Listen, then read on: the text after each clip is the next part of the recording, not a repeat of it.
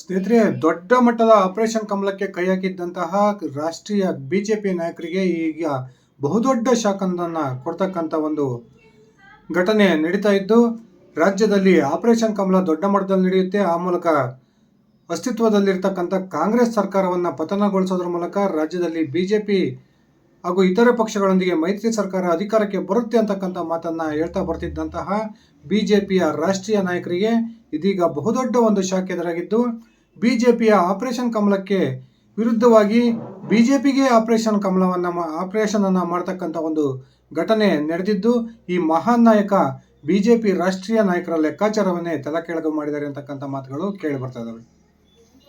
ಇಡೀ ದೇಶದಲ್ಲಿ ಎರಡು ರಾಜ್ಯಗಳಲ್ಲಿ ಸ್ವತಂತ್ರವಾಗಿ ಅಧಿಕಾರದಲ್ಲಿರ್ತಕ್ಕಂಥ ಕಾಂಗ್ರೆಸ್ ಸರ್ಕಾರಗಳನ್ನು ಪತನಗೊಳಿಸಬೇಕು, ಆ ಮೂಲಕ ದಕ್ಷಿಣ ಭಾರತದಲ್ಲೂ ಕೂಡ ತಮ್ಮ ಅಧಿಕಾರವನ್ನು ಸ್ಥಾಪನೆ ಮಾಡಬೇಕು ಅಂತಕ್ಕಂಥ ಬೃಹತ್ ಪ್ರಮಾಣದ ಒಂದು ಮಹತ್ವಾಕಾಂಕ್ಷೆಯನ್ನು ಹೊಂದಿ ಆಪರೇಷನ್ ಕಮಲಕ್ಕೆ ಕೈ ಹಾಕಿದ್ದಂತಹ ರಾಷ್ಟ್ರೀಯ ಬಿಜೆಪಿ ನಾಯಕರಿಗೆ ಈ ಒಬ್ಬ ನಾಯಕ ಬಹುದೊಡ್ಡ ಶಾಕನ್ನು ಕೊಡೋದ್ರ ಮೂಲಕ ಈಗ ಬಿಜೆಪಿ ಆಪರೇಷನ್ ಸಂಪೂರ್ಣವಾಗಿ ವಿಫಲವಾಗಿದೆ ಅಂತಕ್ಕಂಥ ಮಾತುಗಳು ಕೇಳಿ ಬರ್ತಾ ಇದ್ದಾವೆ. ನಿಮಗೆ ಆಶ್ಚರ್ಯ ಆಗ್ಬೋದು ಸ್ನೇಹಿತರೆ, ನಾನು ಯಾವುದ್ರ ಬಗ್ಗೆ ಮಾತಾಡ್ತಾ ಇದ್ದೀನಿ ಅಂತ. ಹೌದು, ನಾನು ಮಾತಾಡ್ತಾ ಇರ್ತಕ್ಕಂಥದ್ದು ನಿಜಕ್ಕೂ ಕೂಡ ಕರ್ನಾಟಕದ ಆಪರೇಷನ್ ಕಮಲದ ಕುರಿತಲ್ಲ. ಈಗ ಇತ್ತೀಚೆಗೆ ತಾನೇ ಅತ್ಯಂತ ಹೆಚ್ಚು ಚರ್ಚೆಯಲ್ಲಿದ್ದಂತಹ ತೆಲಂಗಾಣದ ರೇವಂತ್ ರೆಡ್ಡಿ ನೇತೃತ್ವದ ಸರ್ಕಾರ ಏನು ಇಷ್ಟರಲ್ಲೇ ಪತನಗೊಳ್ಳುತ್ತೆ, ಆ ಮೂಲಕ ಬಿಜೆಪಿ, BRS ಮತ್ತು ತೆಲಂಗಾಣದ AIM ಎಲ್ಲ ಸೇರಿ ಒಂದು ಮೈತ್ರಿ ಸರ್ಕಾರವನ್ನು ರಚನೆ ಮಾಡ್ತವೆ ಅಂತಕ್ಕಂಥ ಮಾತುಗಳು ಏನು ಇಡೀ ರಾಷ್ಟ್ರ ರಾಜಕಾರಣದಲ್ಲಿ ಕೇಳಿ ಬರ್ತಾ ಇತ್ತು. ಇದೀಗ ತೆಲಂಗಾಣದ ಮುಖ್ಯಮಂತ್ರಿ ಬಿಜೆಪಿಯ ಮೂಲದಿಂದನೇ ಬಂದಿದ್ದಂತಹ ರೇವಂತ್ ರೆಡ್ಡಿ ಬಿಜೆಪಿಗೆ ಬಹುದೊಡ್ಡ ಶಾಕನ್ನು ಕೊಟ್ಟಿದ್ದಾರೆ ಅಂತಕ್ಕಂಥ ಮಾತುಗಳು ಕೇಳಿ ಬರ್ತಾ ಇದ್ದು, ಈ ಮೂಲಕ ಬಿಜೆಪಿ ಏನು ಆಪರೇಷನ್ ಕಮಲಕ್ಕೆ ಕೈ ಹಾಕಿತ್ತು, ಆ ಆಪರೇಷನ್ ಕಮಲವನ್ನು ವಿಫಲಗೊಳಿಸೋಕ್ಕೆ ಏನೆಲ್ಲ ಬೇಕು ಅದನ್ನೆಲ್ಲ ಸಿದ್ಧತೆಗಳನ್ನು ಈಗಾಗಲೇ ರೇವಂತ್ ರೆಡ್ಡಿ ಮಾಡ್ಕೊಂಡಿದ್ದಾರೆ ಅಂತಕ್ಕಂಥ ಮಾತುಗಳು ಕೇಳಿ ಬರ್ತಾ ಇದ್ದಾವೆ. ಬನ್ನಿ ಸ್ನೇಹಿತರೆ, ರೇವಂತ್ ರೆಡ್ಡಿ ನಿಜಕ್ಕೂ ಕೂಡ ಬಿಜೆಪಿಗೆ ಯಾವ ರೀತಿಯ ಒಂದು ಶಾಕನ್ನು ಕೊಟ್ಟಿದ್ದಾರೆ, ರೇವಂತ್ ರೆಡ್ಡಿ ಈ ಬಿಜೆಪಿ ಆಪರೇಷನ್ ಕಮಲವನ್ನು ವಿಫಲ ಮಾಡೋದಕ್ಕೆ ಕೈಗೊಂಡಂತಹ ನಿರ್ಧಾರ ಏನು ತಿಳ್ಕೊಂಡು ಬರೋಣ. ಅದಕ್ಕಿಂತ ಮುಂಚೆ ನೀವಿನ್ನು ನನ್ನ ಇಟ್ಗೆ ಹೇಮಂತ್ ಯೂಟ್ಯೂಬ್ ಚಾನಲ್ಗೆ ಸಬ್ಸ್ಕ್ರೈಬ್ ಮಾಡ್ಕೊಂಡಿಲ್ಲ ಅಂದರೆ ದಯವಿಟ್ಟು ಸಬ್ಸ್ಕ್ರೈಬ್ ಮಾಡಿಕೊಂಡು ಬೆಲ್ ಬಟನನ್ನು ಕ್ಲಿಕ್ ಮಾಡಿ. ನಾನು ಕೊಡ್ತಕ್ಕಂಥ ಮಾಹಿತಿ ನಿಮ್ಗೆ ಇಷ್ಟ ಆಗಿದ್ರೆ ಈ ವಿಡಿಯೋಗೆ ಲೈಕ್ ಮಾಡಿ, ಶೇರ್ ಮಾಡಿ, ಕಮೆಂಟ್ ಮಾಡಿ. ಸ್ನೇಹಿತರೆ, ತೆಲಂಗಾಣದ ಕಾಂಗ್ರೆಸ್ ಸರ್ಕಾರ ಕೇವಲ 6 ತಿಂಗಳ ಹಿಂದೆ ಅಸ್ತಿತ್ವಕ್ಕೆ ಬಂದಿತ್ತು. ಯಾವಾಗ ಲೋಕಸಭಾ ಚುನಾವಣೆಗೂ ಮುನ್ನ ತೆಲಂಗಾಣದ ಪ್ರವಾಸವನ್ನು ಕೈಗೊಂಡಿದ್ದಂತಹ ನರೇಂದ್ರ ಮೋದಿ ಅವರ ಕಾರ್ಯಕ್ರಮದಲ್ಲಿ ನರೇಂದ್ರ ಮೋದಿ ಅವರನ್ನು ಆಡಿ ಹೊಗಳೋದ್ರ ಮೂಲಕ ರೇವಂತ್ ರೆಡ್ಡಿ ಇಡೀ ಕಾಂಗ್ರೆಸ್ನ ಒಂದು ಕೆಂಗಣ್ಣಿಗೆ ಗುರಿಯಾಗಿದ್ದರು. ಅದಾದ ನಂತರ ರೇವಂತ್ ರೆಡ್ಡಿ ABVP ಮೂಲದಿಂದ ಬಂದಂಥವರು, ಅವರು RSSಗೆ ತುಂಬ ಹತ್ತಿರವಾಗಿದ್ದಾರೆ. ಬಿಜೆಪಿಯ ಮೂಲದಿಂದ ಬಂದಿರತಕ್ಕಂಥ ರೇವಂತ್ ರೆಡ್ಡಿ ಕೆಲವೇ ದಿನಗಳಲ್ಲಿ ಸುಮಾರು 50ಕ್ಕೂ ಹೆಚ್ಚು ಶಾಸಕರನ್ನು ಕರೆದುಕೊಂಡು ಬಿಜೆಪಿಯನ್ನು ಸೇರ್ಪಡೆಯಾಗೋದ್ರ ಮೂಲಕ ತೆಲಂಗಾಣದ ಕಾಂಗ್ರೆಸ್ ಸರ್ಕಾರ ಪತನವಾಗಿ ಅದೇ ರೇವಂತ್ ರೆಡ್ಡಿ ನೇತೃತ್ವದಲ್ಲಿ ಬಿಜೆಪಿ ಹಾಗೂ ಇತರ ಮೈತ್ರಿ ಪಕ್ಷಗಳೊಂದಿಗೆ ತೆಲಂಗಾಣದಲ್ಲಿ ಬಿಜೆಪಿ ಮೈತ್ರಿ ಪಕ್ಷದ ಸರ್ಕಾರ ಅಸ್ತಿತ್ವಕ್ಕೆ ಬರುತ್ತೆ ಅಂತಕ್ಕಂಥ ಮಾತುಗಳು ಕೇಳಿ ಬರ್ತಾ ಇದ್ವು. 119 ಶಾಸಕರ ಒಟ್ಟು ಬಲವನ್ನು ಹೊಂದಿರತಕ್ಕಂಥ ತೆಲಂಗಾಣದ ಒಂದು ವಿಧಾನಸಭೆಗೆ ಬಹುಮತಕ್ಕೆ ಅತ್ಯಂತ ಅಗತ್ಯವಾಗಿರ್ತಕ್ಕಂಥದ್ದು 60 ಸ್ಥಾನಗಳು. ಇದರಲ್ಲಾಗಲೇ ಇಂಡಿ ಮೈತ್ರಿಕೂಟ ಅಂದರೆ ಕಾಂಗ್ರೆಸ್ ಅನ್ನೊಳಗೊಂಡಂತಹ ಇತರ ಪಕ್ಷಗಳನ್ನು ಸೇರಿ 73 ಶಾಸಕರ ಬೃಹತ್ ಬಲವನ್ನು ಇಂಡಿ ಮೈತ್ರಿಕೂಟ ಈ ತೆಲಂಗಾಣದಲ್ಲಿ ಹೊಂದಿದೆ. ಬಿಜೆಪಿ ಕೇವಲ 8 ವಿಧಾನಸಭಾ ಕ್ಷೇತ್ರಗಳಲ್ಲಿ ತೆಲಂಗಾಣದಲ್ಲಿ ಜಯ ಗಳಿಸಿದೆ. ಹಾಗೆ OIC ನೇತೃತ್ವದ AIMIM ಕೇವಲ 7 ಸ್ಥಾನಗಳಲ್ಲಿ ಜಯವನ್ನು ಗಳಿಸಿದೆ. ಇನ್ನು ಚಂದ್ರಶೇಖರ್ ರಾವ್ ನೇತೃತ್ವದ 31 BRS ಪಕ್ಷ 31 ಕ್ಷೇತ್ರಗಳಲ್ಲಿ ಜಯವನ್ನು ಗಳಿಸಿದೆ. ಈ ಬಿಜೆಪಿ, OIC ಪಕ್ಷ ಹಾಗೂ BRS ಈ 3 ಸೇರಿ ಒಟ್ಟು ಶಾಸಕರ ಸಂಖ್ಯೆ 46 ಆಗುತ್ತೆ. ಅಲ್ಲಿ ತೆಲಂಗಾಣದಲ್ಲಿ ಅಧಿಕಾರಕ್ಕೆ ಬರಬೇಕು ಅಂದರೆ 60 ಸ್ಥಾನಗಳ ಅಗತ್ಯವಿದೆ. ಈಗಾಗಲೇ 73 ಶಾಸಕರ ಬಲದೊಂದಿಗೆ ಅತ್ಯಂತ ಸುಭದ್ರವಾದ ಸರ್ಕಾರವನ್ನು ಕೊಡ್ತಾ ಇರತಕ್ಕಂಥ ರೇವಂತ್ ರೆಡ್ಡಿ ಅವರ ಸರ್ಕಾರವನ್ನು ಪತನಗೊಳಿಸಬೇಕು ಅಂತಕ್ಕಂಥ ಒಂದು ಬಹುದೊಡ್ಡ ಸ್ಕೆಚನ್ನು ಬಿಜೆಪಿಯ ರಾಷ್ಟ್ರೀಯ ನಾಯಕರು, ಅದರಲ್ಲೂ ಕೂಡ ಅಮಿತ್ ಶಾ ಅವರು ಹಾಕಿದ್ರು ಅಂತಕ್ಕಂಥ ಮಾತುಗಳು ಕೇಳಿ ಬರ್ತಾ ಇದ್ವು. ಇತ್ತೀಚೆಗೆ ತೆಲಂಗಾಣದಲ್ಲಿ ನಡೀತಿದ್ದಂತಹ ಬೆಳವಣಿಗೆಗಳು ಕೂಡ ಅದಕ್ಕೆ ಪುಷ್ಟಿಯನ್ನು ಕೊಟ್ಟಿದ್ವು. ಸುಮಾರು 4 ವರ್ಷಗಳ ನಂತರ ಆಂಧ್ರ ಪ್ರದೇಶದ ಮುಖ್ಯಮಂತ್ರಿ ಚಂದ್ರಬಾಬು ನಾಯ್ಡು ಮತ್ತು ತೆಲಂಗಾಣದ ಮುಖ್ಯಮಂತ್ರಿ ರೇವಂತ್ ರೆಡ್ಡಿ ಅವರ ನಡುವೆ ಒಂದು ಮೀಟಿಂಗ್ ಇತ್ತೀಚೆಗೆ ನಡೆದಿತ್ತು. ಆ ಮೀಟಿಂಗ್ನ ನಂತರ ರೇವಂತ್ ರೆಡ್ಡಿ ಬಹುದೊಡ್ಡ ಒಂದು ರಾಜಕೀಯ ನಿರ್ಧಾರವನ್ನು ತೆಗೆದುಕೊಳ್ತಾರೆ. ಈ ನಿರ್ಧಾರ ತೆಲಂಗಾಣದ ಒಂದು ಅಭಿವೃದ್ಧಿಗೆ ಪೂರಕವಾಗಿರುತ್ತೆ ಅಂತಕ್ಕಂಥ ಮಾತುಗಳು ಕೇಳಿ ಬರ್ತಿದ್ದು, ರೇವಂತ್ ರೆಡ್ಡಿ ತನ್ನ 50ಕ್ಕೂ ಹೆಚ್ಚು ಬೆಂಬಲಿಗ ಶಾಸಕರೊಂದಿಗೆ ಬಿಜೆಪಿಯನ್ನು ಸೇರ್ಪಡೆ ಆಗ್ತಾರೆ ಅಂತಕ್ಕಂಥ ಒಂದು ಚರ್ಚೆಗಳು ರಾಷ್ಟ್ರ ಮಟ್ಟದ ರಾಜಕಾರಣದಲ್ಲಿ ನಡೀತಾ ಇತ್ತು.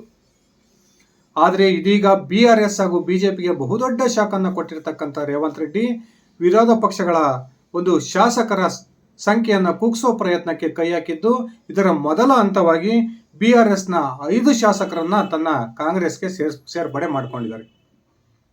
ಅದಷ್ಟೇ ಅಲ್ಲದೆ ತೆಲಂಗಾಣ ವಿಧಾನ ಪರಿಷತ್ನ 6 ವಿಧಾನ ಪರಿಷತ್ ಸದಸ್ಯರನ್ನು ಕೂಡ BRSನ ವಿಧಾನ ಪರಿಷತ್ ಸದಸ್ಯರನ್ನು ಕೂಡ ಈಗಾಗಲೇ ಕಾಂಗ್ರೆಸ್ಗೆ ಸೇರ್ಪಡೆ ಮಾಡಿಕೊಳ್ಳೋದ್ರ ಮೂಲಕ BRS ಹಾಗೂ ಬಿಜೆಪಿಗೆ ಬಹುದೊಡ್ಡ ಒಂದು ಶಾಕ್ ಅನ್ನು ಕೊಟ್ಟಿದ್ದಾರೆ ಅಂತಾನೆ ಹೇಳ್ಬೋದು.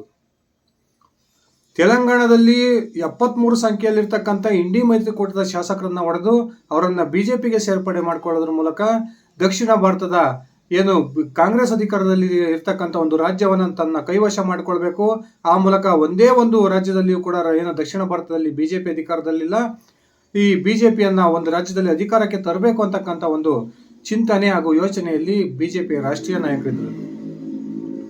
ರೇವಂತ್ ರೆಡ್ಡಿ ಕೂಡ ಪದೇ ಪದೇ ಬಿಜೆಪಿಯ ರಾಷ್ಟ್ರೀಯ ನಾಯಕರನ್ನ ಭೇಟಿ ಮಾಡ್ತಾ ಇದ್ದು ಅನೇಕ ಚರ್ಚೆಗಳಿಗೆ ಕಾರಣವಾಗಿತ್ತು.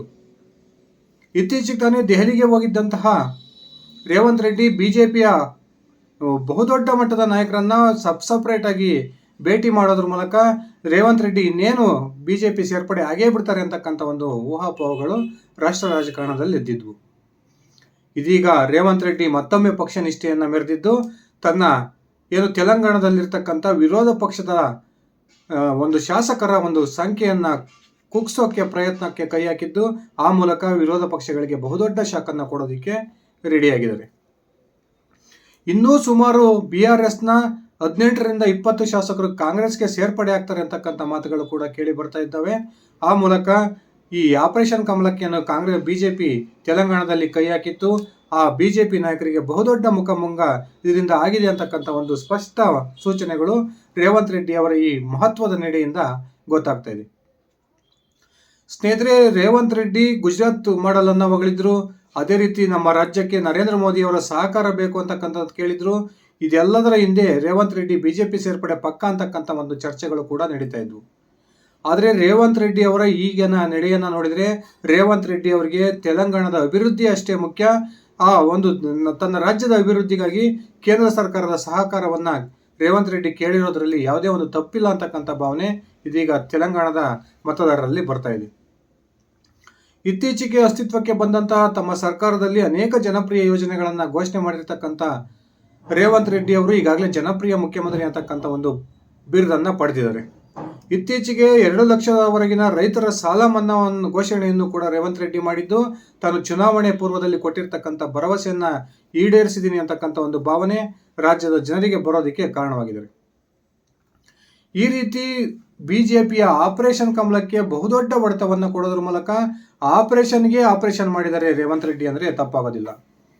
ಸ್ನೇಹಿತರೆ, ರೇವಂತ್ ರೆಡ್ಡಿ ಅವರ ಈ ಬಹುಮುಖ್ಯವಾದ ಆಪರೇಷನ್ನ ಕುರಿತು ನಿಮ್ಮ ವೈಯಕ್ತಿಕ ಅಭಿಪ್ರಾಯ ಏನಿದೆ ದಯವಿಟ್ಟು ಕಮೆಂಟ್ ಮಾಡಿ. ರಾಷ್ಟ್ರೀಯ ಬಿಜೆಪಿ ನಾಯಕರು ಜನರಿಂದ ಆಯ್ಕೆಯಾಗಿರ್ತಕ್ಕಂಥ ಒಂದು ಸರ್ಕಾರವನ್ನು ಪತನ ಮಾಡೋದಕ್ಕೆ ಮಾಡಿದಂತಹ ಪ್ರಯತ್ನವನ್ನು ನೀವು ಯಾವ ರೀತಿ ವಿಶ್ಲೇಷಣೆ ಮಾಡ್ತೀರಾ ದಯವಿಟ್ಟು ಕಮೆಂಟ್ ಮಾಡಿ. ಇದಿಷ್ಟಾಗಿತ್ತು ಸ್ನೇಹಿತರೆ ನನ್ನ ಇವತ್ತಿನ ಈ ವಿಡಿಯೋ. ನಾನು ಕೊಟ್ಟಿರ್ತಕ್ಕಂಥ ಮಾಹಿತಿ ನಿಮ್ಗೆ ಇಷ್ಟ ಆಗಿದ್ರೆ ಈ ವಿಡಿಯೋಗೆ ಲೈಕ್ ಮಾಡಿ, ಶೇರ್ ಮಾಡಿ, ಕಮೆಂಟ್ ಮಾಡಿ. ನೀವಿನ್ನು ನನ್ನ ಇಟ್ಗೆ ಹೇಮಂತ್ ಯೂಟ್ಯೂಬ್ ಚಾನಲ್ಗೆ ಸಬ್ಸ್ಕ್ರೈಬ್ ಮಾಡ್ಕೊಂಡಿಲ್ಲ ಅಂದರೆ ದಯವಿಟ್ಟು ಸಬ್ಸ್ಕ್ರೈಬ್ ಮಾಡಿಕೊಂಡು ಬೆಲ್ ಬಟನ್ನ ಕ್ಲಿಕ್ ಮಾಡಿ. ಅದೇ ರೀತಿ ನನ್ನ ಇಟ್ಗೆ ಹೇಮಂತ್ ಫೇಸ್ಬುಕ್ ಪೇಜನ್ನು ದಯವಿಟ್ಟು ಫಾಲೋ ಮಾಡಿ. ಧನ್ಯವಾದಗಳು ಸ್ನೇಹಿತರೆ, ಶುಭ ದಿನ.